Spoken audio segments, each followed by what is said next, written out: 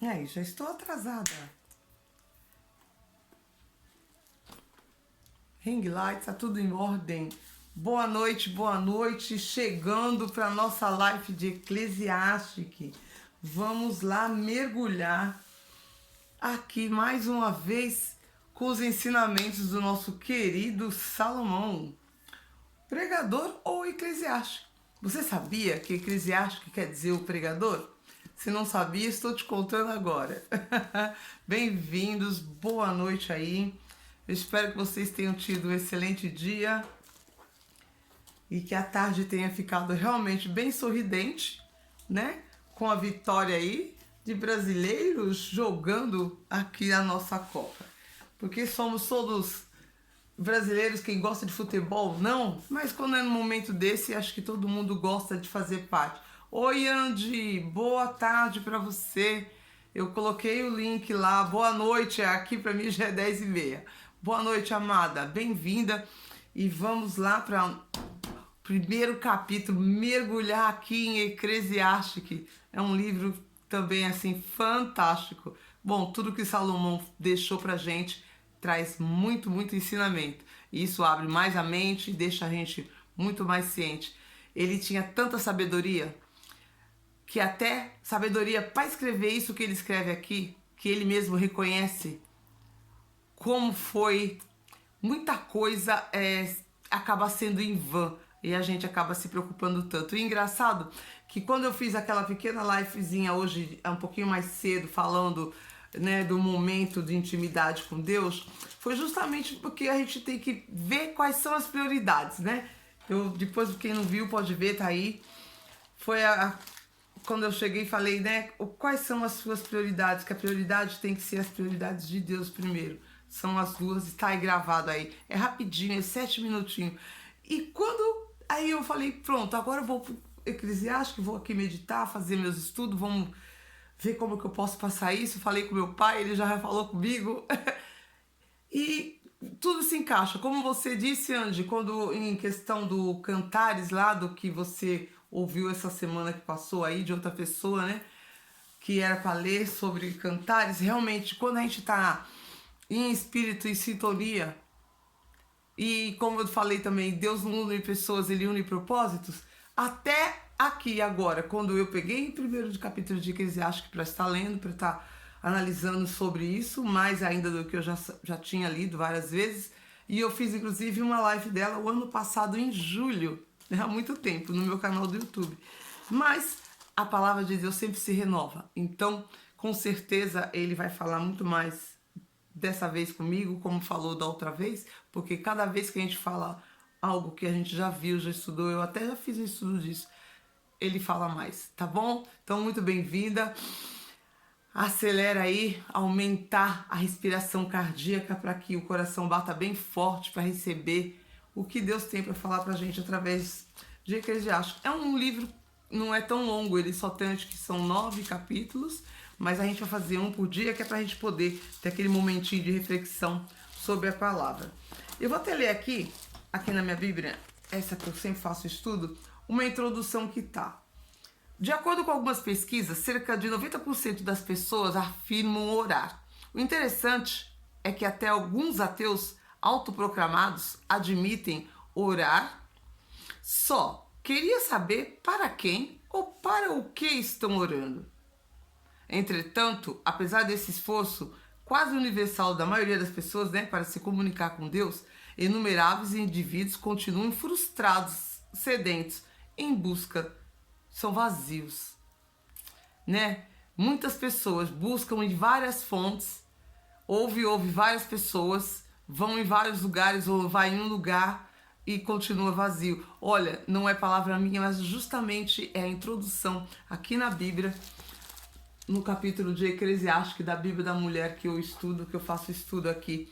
E justamente isso, esse vazio. Você ouve tanto, mas as pessoas que acabam ficando frustradas. Por quê? O problema é que muitos não conhecem realmente o que Deus, realmente quem é Ele, quem é Deus. Eles, sabe, eles veem de uma forma assim fantasiosa e não naquela fé, que é a fé que você tem que ter para crer nele e no tudo que ele já deixou aqui pra gente, que a gente tem que seguir. Então, ele realmente, a pessoa que tem ali, ela não conhece quem realmente é Deus, ou sabe se comunicar com ele em oração. Fica pensando, o que eu tenho que fazer? É algum ritual? Eu tenho que fazer, colocar um tapetinho, ou colocar um lenço na cabeça, ou pegar uma correntinha e ficar fazendo? Não fica preocupado com esses detalhes. Ele é o seu pai, deve ser o seu melhor amigo. E como ele diz também, que você tem que amá-lo primeiro e depois amar o seu próximo, são as duas dicas que ele deu primeiro para que você tenha realmente as melhores prioridades da sua vida. São as principais que ele deixou pra gente, são essas. Amar a ele em primeiro lugar, amar o próximo. Com isso, o resto vai vindo, ó. Então aí vem. O problema é que muitos não conhecem realmente a Deus, ou não sabem comunicar com ele em oração. Suas orações são mais pedidos desesperados do que uma comunicação permanente com o Pai Celestial. Como se pode evitar esse tipo de existência desesperadora? É uma pergunta. Como? Depois de refletir a respeito de Salomão, o que ele disse? De tudo que tem ouvido, o fim é: teme a Deus e guarda os seus mandamentos, porque este é o dever do homem. O significado supremo e a satisfação da vida só pode ser encontrados no relacionamento reto com Deus. Aí eu volto a falar, tem que ter um relacionamento de intimidade com Ele. Porque se não tem isso, oi Socorro, oi Jana, boa tarde aí pra vocês. Eu tava aqui, nem tinha visto que vocês entraram. Boa tarde, bem-vindas. O significado supremo e a satisfação na vida só pode ser encontrado, gente, no meio de um relacionamento com Ele. Significa conhecê-lo através da palavra dele. Conhecer, entender e obedecer. Porque se você tem o conhecimento e não tem a obediência, nada vai adiantar. É a mesma coisa você também buscar sabedoria e não executar os passos para que essa sabedoria possa trazer realmente efeito na vida. Também não adianta você ficar lendo provérbios todo dia, fazendo só como uma máquina robótica, se você realmente não executa de acordo com a palavra está orientando. Por meio da palavra, comunicar-se constantemente com ele em oração. Eclesiástico vai te convencer, ele convencerá de que não há nada mais importante na vida do que o seu relacionamento com Deus. Essa é a introdução que está no livro de Eclesiástico na minha Bíblia, que é a Bíblia que eu faço os meus estudos. Bom, vamos lá. O primeiro capítulo, a vaidade de todas as coisas terrestres. Palavras ao pregador Davi, do pregador filho de Davi, que foi em Jerusalém. Vocês sabem que ele foi filho de Davi. A vaidade da sabedoria humana. Palavra do pregador, filho de Davi, rei em Jerusalém. Vaidade de vaidade, disse o pregador. Vaidade de vaidade. Tudo é vaidade. Que proveito tem o homem de toda a sua fadiga que se afana debaixo do sol? Que proveito tem? É muito forte. Já nos 2 primeiros versículos ele fala isso. Palavras do pregador, filho do rei Davi. Rei em Jerusalém. Vaidade de vaidade, diz o pregador. Vaidade de vaidade, tudo é vaidade. Que proveito tem o homem de toda a sua fadiga com que se afana debaixo do sol? E essa palavra vaidade, em Eclesiástico, ela é repetida exatamente 37 vezes. Fica até meio cansativo. Mas não é escolha minha, vai repetir. É justamente a quantidade de vezes que ela é repetida aqui, porque Salomão ele enfatiza muito isso. Você vê, aí você lembra dele, um homem que teve a riqueza que teve tudo que teve. E no momento da vida dele, ele chegou na conclusão que a maior parte de tudo que ele fez era vaidade, pura vaidade. Mas ele deixa também um grande ensinamento que eu vou falar quando chegar no momento certo. Uma geração vai, a outra vem, mas a terra sempre permanece. Sai o sol, põe-se o sol, e se apressa a voltar ao lugar de onde se levanta. O vento vai para o sul e gira para o norte. Continuamente ele vai girando, girando, girando. E seu giro revolve o vento de novo. Todos os rios vão ao mar, e o mar não se enche. Ao lugar do qual os rios vieram, ali voltam para correr de novo.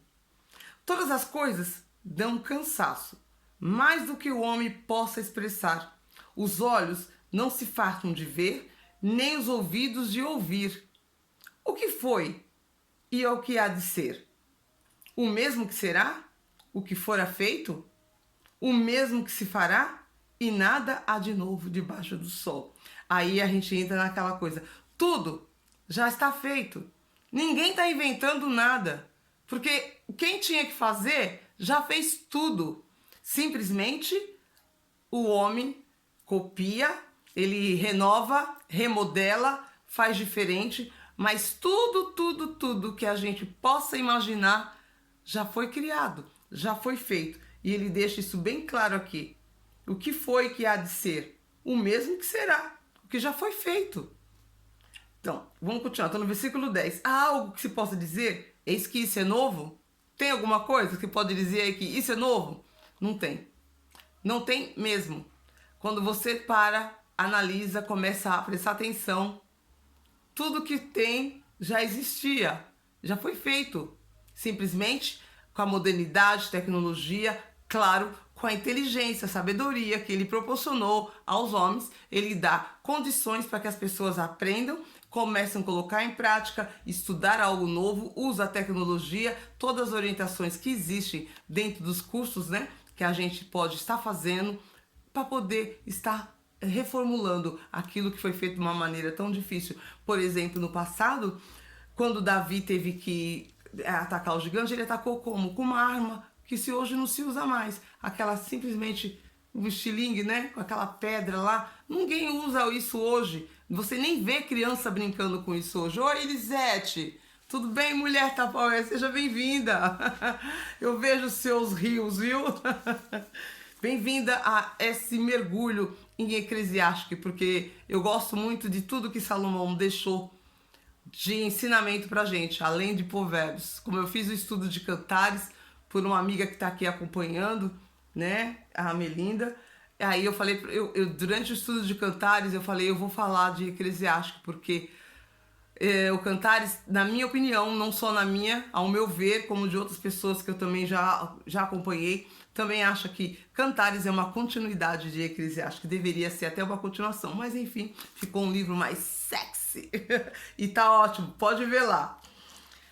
Não há lembrança dos antigos, como também não haverá lembrança dos vindouros, no que lhes sucederão. A experiência do pregador, eu, o pregador, Salomão falando, fui rei sobre Israel em Jerusalém. Dediquei-me a investigar e a buscar, com sabedoria, tudo que se faz debaixo do céu. Este penoso trabalho Deus deu aos filhos dos homens para que se ocupem dele. Examinei todas as obras que se fazem debaixo do sol, e eis que tudo isso é vaidade, é esforço inútil. Por que é esforço inútil? Trabalhar tanto. Na concepção dele, eu vejo assim. Sabe aquela pessoa que trabalha para ficar construindo riquezas, mas não desfruta? É vaidade. Só para ter. Só para ter. Por isso que o desfrute, ele é muito importante. Temos que trabalhar? Temos, porque desde que aconteceu o que aconteceu lá no Éden, somos obrigados a trabalhar, né, derreter o suor do nosso rosto para conseguir o sustento. É isso que aconteceu depois de houve a queda lá no Éden. Mas esse esforço todo, como ele fala, por que debaixo do sol? Porque tudo que está debaixo do sol, Deus deu ao homem para dominar. O que está acima do sol, no segundo céu, no terceiro céu, só ele tem o controle. Por isso que tudo é dele, é feito por ele, é para ele. O que a gente faz aqui é para voltar para ele. E, claro, na certeza, na esperança que a gente possa andar no caminho correto para chegar até ele dentro dos princípios que ele deixa para a gente. Então, tudo que é feito debaixo do sol, tanto esforço, até o Salomão, ele acabou concluindo que é um esforço inútil. Porque você tem que fazer o quê? Chegar lá, acima do sol. Esse é o propósito. O que é torto não se pode endireitar, e o que é incompleto não pode ser contado. Falei com meu coração, dizendo, eis que acumulei sabedoria, mas que todos os que foram antes de mim em Jerusalém, e meu coração alcançou muita sabedoria e ciência. Dediquei meu coração a conhecer sabedoria, e também a entender as loucuras e os desvarios. Conheci mesmo que isso era um esforço inútil.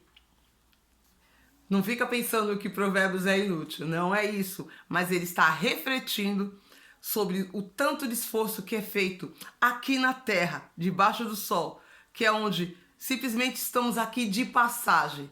E a gente às vezes foca tanto em ter, por isso que tem que ter o desapego de pessoas que quando tem um chamado, quando ela tem um propósito para ser feito, vamos lembrar do jovem rico, porque quando Jesus chama ele, vem, é ele por todo o esforço que a família dele, o pai dele deu para ele recebeu aquela herança, mas ele não quis largar tudo para seguir o Jesus. Então ele estava o quê? Apegado no que ele tinha recebido, com todos os esforços que não foram nem o dele, mas foram da família que deixou de herança. Então aqui ele está fazendo o mesmo tipo de reflexão. Que dedicou o coração na sabedoria, concedeu, ele entendeu também que eram loucuras e desvarios. Conheci que mesmo isso era um esforço inútil, porque na muita sabedoria há muita tristeza. E quem aumenta a ciência, aumenta a dor. Quanto muito você estuda, muito, se você ficar com dor, você fica sentindo vazio. O que vem a levar aqui? Você se encher de ensinamento, de conhecimento, é bom, é necessário, é preciso. Mas a primeira coisa que você tem que entender com tudo isso aqui, porque como fala aqui Eclesiástico, o amor à sabedoria, livro de filosofia. Eclesiástico deveria ser um livro de filosofia. Sabedoria sozinha, ela não é nada. A sabedoria sozinha, ela não, sem Deus, não é nada. Então, quando ele começa a escrever Eclesiástico, ele já tinha chegado nessa conclusão. Porque toda a sabedoria dele, todo o entendimento, todo o conhecimento, toda a ciência que ele buscou, mesmo na época dele, para adquirir a sabedoria toda que ele teve, sem Deus, era inútil, era esforço à toa.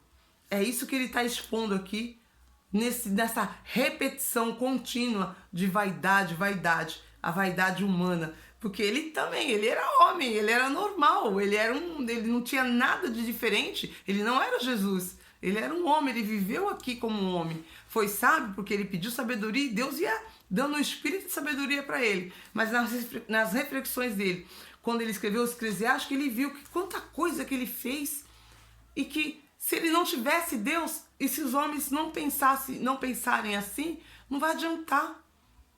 Não vai adiantar. Aí você vai ter o vazio. Aí, ó, no comecinho, quando eu comecei a live, quem não ouviu, quando eu falei, por que tem pessoas que, entretanto, apesar de esforço quase universal para se comunicar com Deus, inumeráveis indivíduos continuam frustrados, sedentos, em busca e vazio. E é justamente por isso. Porque busca sabedoria para enriquecer, busca sabedoria para crescer como ser humano aqui na Terra, mas não busca a sabedoria para ter uma intimidade com aquele que deu tudo isso, que já tem tudo pronto. Tudo já está pronto. A gente não tem que se matar para tentar modificar o que já existe. É simplesmente dar continuidade àquilo que Deus já colocou para nós. E já está aqui, está pronto. Olha só, ele realmente era um homem que pensava, usava a cabeça, ele pediu sabedoria e Deus deu. Quando ele escreve Eclesiástico, e nós vamos ver depois nos próximos capítulos, realmente a vaidade vai continuar. Ele vê isso em muitos momentos na própria vida dele. Um rei que foi como foi, que fez o que fez, teve o que teve. E ele vai começar, inclusive, a analisar todas aquelas pessoas que também estavam diretamente ou indiretamente ligadas a ele, que também não deixou de ser vaidade. E buscando sempre avisar pra gente, a lembrar pra gente que tem tempo para tudo, que a gente tem que ter a sabedoria de entender que buscar em Deus em primeiro lugar é a primeira coisa, porque se não tiver Deus, não adianta ter tudo isso, ter todo esse conhecimento, ter se desgastado tanto debaixo do sol, para o trabalho, para fazer as coisas que fez. Ele dedicou o coração a conhecer sabedoria, também a entender as loucuras. Ele se esforçou muito nisso. examinou tudo que tinha aqui, todas as obras que Deus tinha feito debaixo do sol. Também lá no 2, quando a gente chegar lá, nós vamos entender as vaidades materiais. Porque ele também vai falar sobre isso. Que aqui ele está falando da vaidade da sabedoria humana. Quando a pessoa só quer buscar sabedoria para dizer, eu sou sábio, eu sei tudo. Cuidado. Cuidado. Às vezes você sabe tudo, mas você não sabe o principal. E por incrível que pareça, foi a pequena live que eu fiz hoje um pouco mais cedo. E não foi que eu tinha lido isso antes. Eu tô aqui perante a Deus. E de manhã, quando eu acordei, eu abri a Bíblia e falei que eu tinha muita coisa para fazer, importante pro meu dia de hoje, provas que eu tive que fazer. E apareceu aquela passagem para mim e eu li, né? Que a gente tem que, primeiramente, eu vou até repetir para vocês aqui, não tem problema nenhum, porque isso não vai sair fora do contexto. Eu falava sobre prioridades, suas prioridades. Nós não podemos ter sucesso na vida sem estabelecer corretamente as prioridades. Embora alguns de nós não tente fazer diariamente, não é algo que podemos imaginar sozinhos. Para compreender quais são as prioridades, temos que ser guiadas pelo Espírito Santo e possuir conhecimento claro da palavra. Foi justamente isso, as prioridades, porque como eu fiquei uma semana aí sem estar aqui gravando, eu falei, mas por quê? Porque eu busquei as minhas prioridades. Aí hoje Deus, logo de manhã, me sacudiu com essa palavra. Essa palavra, de acordo com Jesus, essas são as duas prioridades mais importantes. Amar ao Senhor Deus primeiramente, de todo o teu coração e de toda a tua alma. Este é o primeiro e grande mandamento. E o segundo, semelhante a este, é amarás o teu próximo como a ti mesmo. Se você mantiver essas duas prioridades, amar a Deus e ao próximo, elas te farão e servirão de guia para estabelecer todas as demais prioridades da sua vida. Uau! Por isso que a gente busca sim sabedoria, a gente busca crescer, a gente busca enriquecer, a gente busca fazer network para poder conseguir um patamar maior, melhor, para estar um pouco mais acima, para estar lá em cima, para estar no topo, mas nunca deixamos esquecer, não vamos deixar com que isso tudo seja só vaidade. Eclesiastes nos dá esse ensinamento. Não deixe que isso seja apenas vaidade, porque a vaidade humana, ela não serve de nada se você não tiver ela com a sabedoria sozinha, não vai fazer sentido se não tivermos a Deus. Então vamos lembrar. Oi, contadora Alessandra, tudo bem? Bem-vinda! Então essa vaidade que às vezes a gente tem, que simplesmente somos normais, nos perdemos no caminho, ou se você se deixa levar por pessoas que falam certas coisas, você tem que ter, como eu chamei já o meu novo, minhas breves lives que eu farei de momentos bem curtos, será um cantinho, né? Será um momento de intimidade com Deus. Tendo uma intimidade com Deus, ela é importante pra gente, para crescer, para fazer o que precisa ser feito. Nós fomos chamados para levar, para dar amor, amar a Ele primeiro e amar aos outros. Se você fizer essas duas coisas, ter como prioridade, por amor às pessoas, ao povo, porque Deus espera isso de mim. Mesmo que eu não goste de determinada pessoa, eu não tenho que gostar ou deixar de gostar. Eu tenho que amar como Ele pede, como Ele fala. Porque aí sim, as coisas vão acontecer. Porque se a gente obedece, buscar a Deus em primeiro lugar e todas as demais coisas vos serão acrescentadas. Isso já está escrito também. E sabemos muito bem disso. Então o convite para vocês é exatamente esse. Em Eclesiastes nós vamos crescer muito mais com esse homem fantástico que foi Salomão.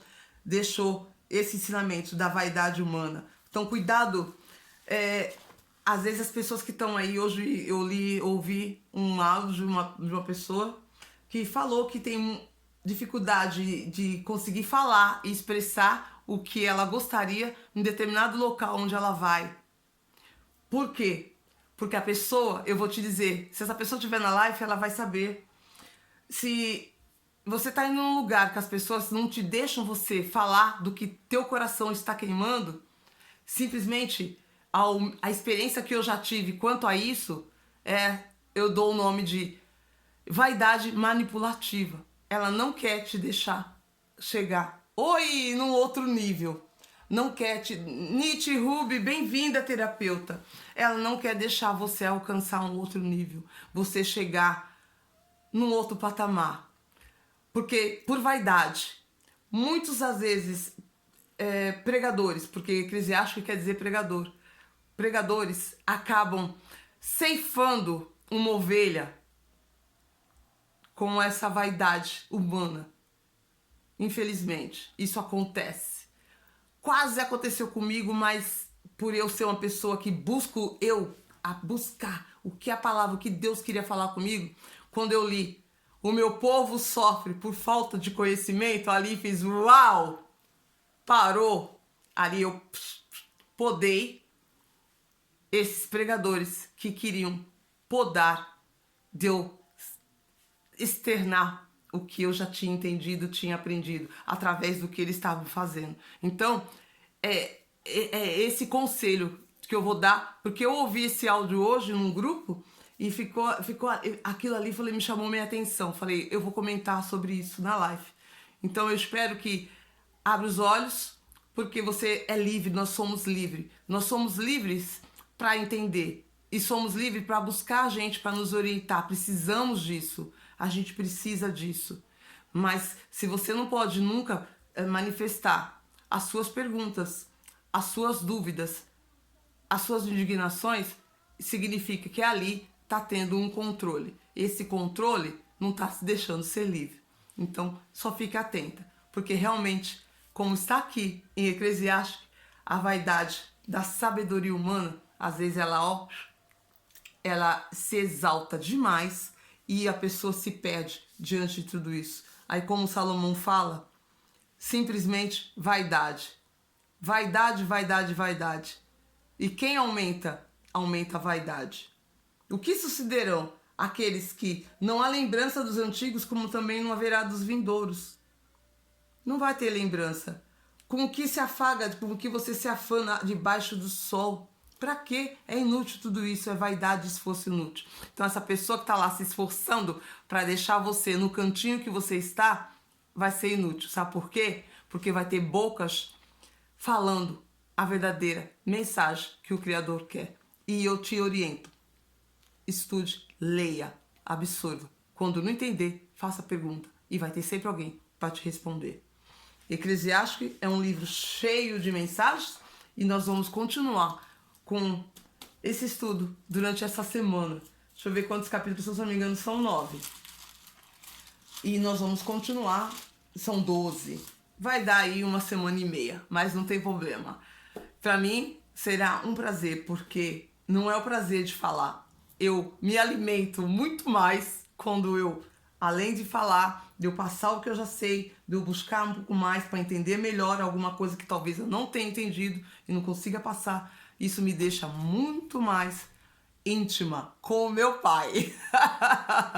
E eu desejo para vocês a mesma intimidade. Busca intimidade com o Senhor, porque sem relacionamento com Deus, com o Criador, um relacionamento não é de lá de porta não, viu, gente? É um relacionamento realmente para crescer em intimidade com Deus. Eu tô fazendo, no máximo 5, 7, estourando 10 minutos. Eu vou estar sempre passando uma palavra de como ter intimidade com Deus, crescendo em intimidade com Deus. E tem muita coisa boa por aí. A gente se vê no próximo vídeo. Eu agradeço cada um de vocês que estiveram aqui. E nós vamos continuar amanhã com a vaidade das coisas materiais. E Salomão ele vai ensinar um pouco mais no capítulo 2. Você vai ver. E a gente sempre aprende com ele. Você quer ter intimidade com ele? Ah, que bom, bonita! É isso mesmo, amada. E ter intimidade com Deus não fica só em ler a palavra aqui, não. É uma coisa que eu posso até falar pra você no privado. Porque pode muita pessoa que talvez goste de ouvir, de ler, ou tem outra crença, porque aqui a gente está numa live. E na live todo mundo é muito bem-vindo. Então depende de cada um até que ponto ela quer ter essa intimidade com Deus e no que realmente ela crê. Então, para a gente não sermos assim muito individualista nessa questão, né? Porque eu acho que todo mundo merece a escolher aquilo que quer como guia na vida. Então eu posso te falar depois, numa outra ocasião, diretamente para você no teu Insta, tá bom? Muito bem-vinda, muito obrigado por ter vindo. Eu procurei porque era para fazer mais cedo. Quando eu vi meu esposo, jogo do Brasil, falei, brasileiro vão estar tudo vendo o jogo. Não que isso me para, porque não é eles que vão fazer a gente avançar, nem como empreendedoras, nem como profissional, nem como pessoa, nem como espiritualista, nada. Mas a gente entende que somos brasileiros, pô, né? Não vamos deixar de ser. Eu, principalmente por estar longe, adoro então de saber que é um momento que o povo se une para lembrar que o Brasil tem que estar unidos para a gente vencer essa batalha que estará começando no próximo ano. Mas eu tenho fé que nós vamos conseguir alavancar aí muitas coisas boas, porque tudo a gente pode naquele que nos fortalece. Então, um grande beijo do coração. Obrigado por todos vocês que estiveram aqui. A gente se vê amanhã.